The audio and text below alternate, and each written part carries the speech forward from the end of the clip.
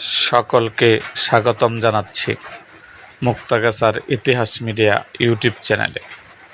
মুক্তাগাছার ইতিহাস media YouTube চ্যানেলে আজকের আয়োজনে থাকছেন বাংলাদেশ আওয়ামী লীগ এর অঙ্গ সংগঠন যুবলীগের প্রতিষ্ঠাতা সভাপতি শেখ ফজলুল হক মনির জীবনী সম্পর্কে আজকে আমাদের ভিডিওটা। তাহলে চলুন শুরু করি ভিডিওটা। শেখ ফজলুল হক মনি ছিলেন একজন বাংলাদেশি রাজনীতিবিদ এবং সাংবাদিক। তিনি ছিলেন বাংলাদেশের প্রথম রাষ্ট্রপতি শেখ মুজিবুর রহমানের ভাগ্নে এবং বাংলাদেশ আওয়ামী যুবলীগের প্রতিষ্ঠাতা। বাংলাদেশ এর স্বাধীনতা যুদ্ধের অন্যতম প্রধান গেরিলা বাহিনী মুজিব বাহিনী তার নির্দেশে অপ্রত্যক্ষ তত্ত্বাবধানে গঠিত ও পরিচালিত হয়। শিক্ষা জীবন: ঢাকা নবকুমার স্কুল থেকে 1956 সালে এসএসসি এবং 1958 সালে জগন্নাথ কলেজ থেকে এইচএসসি এবং 1960 সালে বরিশাল বর্জমোহন কলেজ থেকে বিএ এবং 1962 সালে ঢাকা বিশ্ববিদ্যালয় থেকে বাংলায় এমএ এবং আইনে ডিগ্রি লাভ করেন। ছাত্রজীবন থেকে শেখ মনি রাজনীতির সঙ্গে জড়িত ছিলেন। 1960 থেকে 1963 সালে তিনি ছাত্রলীগের সাধারণ সম্পাদক ছিলেন।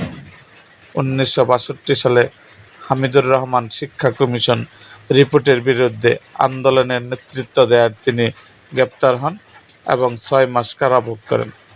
1964 সালের এপ্রিল মাসে ঢাকা বিশ্ববিদ্যালয়ের সমাবর্তন অনুষ্ঠানে বিশ্ববিদ্যালয়ের চ্যালেঞ্জার ও পূর্ব পাকিস্তান তৎকালীন গভর্নর আব্দুল মুনাম খানের নিকট থেকে সনদপত্র গ্রহণে তিনি অস্বীকৃতি জানান এবং সরকারের গণবিরোধী শিক্ষানীতির প্রতিবাদে সমাবর্তন বর্জন আন্দোলনের নেতৃত্ব দেন।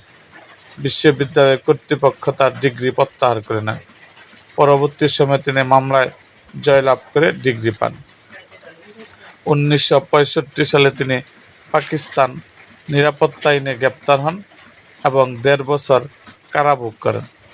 1966 সালে 6 দফা আন্দোলনে অগ্রণী ভূমিকা পালনের দায়ে তার বিরুদ্ধে হুলিয়া জারি হয় এবং তিনি কারারুদ্ধ হন। এ সময় বিভিন্ন অভিযোগে তার বিরুদ্ধে 8টি মামলা দায়ের করা হয়। 1969 সালে গণ আন্দোলনের সময় তাকে মুক্তি দেওয়া হয়। দেশ স্বাধীন হবার পর 1972 সালে 21শে ফেব্রুয়ারি তার সম্পাদনায় সাপ্তাহিক বাংলার বাণী পত্রিকা দৈনিকে রূপান্তরিত হয়। শেখ মুজিবুর রহমানের নির্দেশে তিনি 1972 সালে 11ই নভেম্বর বাংলাদেশ আওয়ামী যুবলীগ প্রতিষ্ঠা করেন এবং এর চেয়ারম্যান নির্বাচিত হন।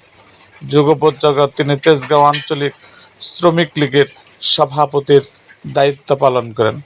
1973 সালের 23শে আগস্ট তিনি সাপ্তাহিক সিনেমা পত্রিকা প্রকাশ করেন। 1974 সালের 7ই জুন তার সম্পাদনায় দৈনিক বাংলাদেশ টাইমস প্রকাশিত হয়। 1975 সালে বাংলাদেশ কৃষক শ্রমিক আওয়ামী লীগ বাকশাল গঠিত হলে তিনি তার সম্পাদকীয় মণ্ডলীর সদস্য মনোনীত হন। তার রচিত গল্পের সংকলন বৃত্ত 1969 সালে প্রথম প্রকাশিত হয়।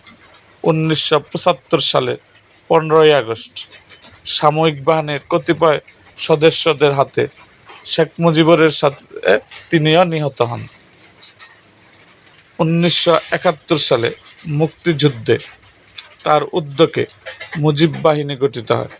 এই বাহিনীর প্রধান সেনাপতি হিসাবে তিনি ঢাকা, চট্টগ্রাম, কুমিল্লা, নোয়াখালী, সিলেট, পার্বত্য চট্টগ্রামে মুক্তিবাহিনীর বিরুদ্ধে যুদ্ধ পরিচালনা করেন। সমালোচনা: শেখ মুনিকে মুজিব সরকারের আমলে সুবিধাবাদী পদমর্যাদা দেওয়া হয়। যখন ভারতের সঙ্গে বেসরকারি বাণিজ্যিক মুদ্রাস্ফীতি হ্রাসের উদ্দেশ্যে নিষিদ্ধ করা হয়, ফজলুল হক মনি তখন শেখ মুজিবের পৃষ্ঠপোষকতায় সক্রিয়ভাবে উক্ত পেশায় জড়িত ছিলেন। অনেক রাজনৈতিক বিশেষজ্ঞ তাকে শেখ মুজিবের বংশতান্ত্রিক শাসন ব্যবস্থা প্রতিষ্ঠার প্রচেষ্টার একটি অংশ বলে মনে করেন। 2015 সালে ঢাকায় অনুষ্ঠিত শেখ মুজিব স্মৃতি আন্তর্জাতিক দাবা প্রতিযোগিতায় তার নামানুসারে নামকৃত করা হয়। তার নামে গোপালগঞ্জ জেলায় পুরাতন স্টেডিয়াম ও একটি মিলনায়তনের নাম রাখা হয়েছিল। জাতীয় শিশু কিশোর সংগঠন শাপলা কুটির আসরের প্রতিষ্ঠাতা ছিলেন তিনি। এরকম আরও ভিডিও পেতে এবং রাজনৈতিক অঙ্গনের নানা ঘটনা ও ইতিহাস জানতে আমাদের মুক্তাগাছার ইতিহাস মিডিয়া ইউটিউব চ্যানেলটিকে সাবস্ক্রাইব করুন এবং পাশে থাকা বেল আইকনটি বাজিয়ে দিন।